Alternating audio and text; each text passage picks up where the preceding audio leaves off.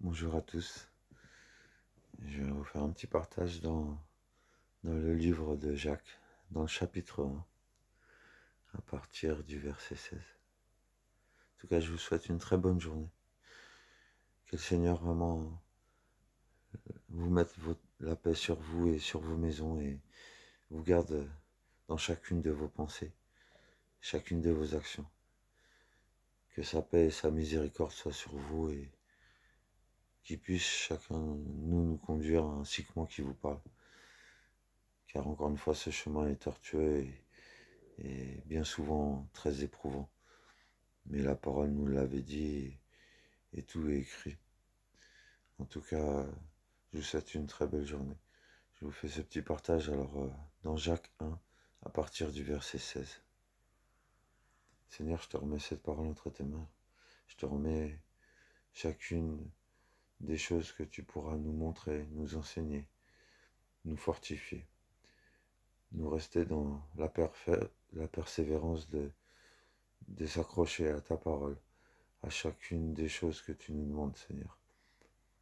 Aide-nous à surmonter aussi nos épreuves, nos afflictions, avec la paix, encore une fois, Seigneur. Ta paix, pas la paix du monde. Merci pour toutes choses que tu as prévues et que tu as restaurées, guéries. Merci pour ce que tu vas relever, que tu vas fortifier. Merci pour cette journée, pour déjà s'être levé et respirer. Merci pour ta grâce. Merci pour Jésus. Amen. Alors je vous lis ça, c'est à partir du verset 16 dans le chapitre 1 de Jacques. Le titre, c'est Mettre en pratique la parole de Dieu. Ne vous y trompez pas, mes frères bien-aimés.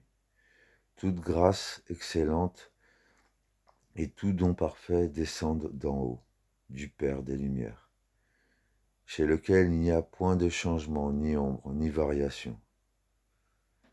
Et il nous a engendrés selon sa volonté, par la parole de vérité, afin que nous soyons en quelque sorte les prémices de ses créatures.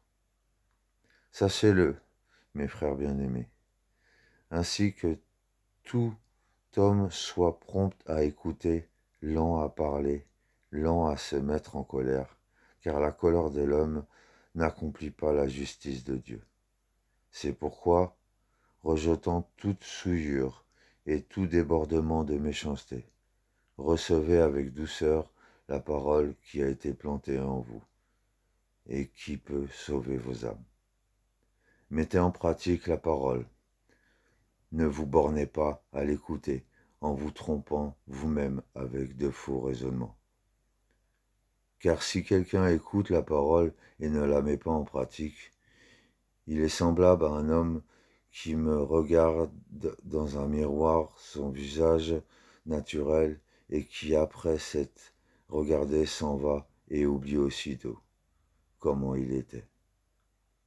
Mais celui qui aura prolongé les regards dans la loi parfaite, la loi de la liberté, qui aura persévéré, n'étant pas un auditeur oublieux, mais se mettant à l'œuvre, celui-là sera heureux dans son activité.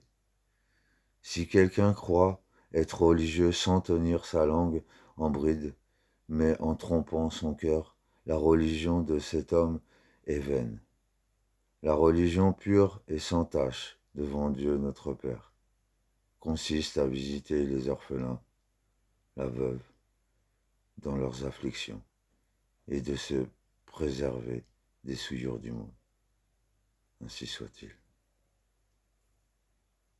Encore une fois, cette parole, ces lois ont été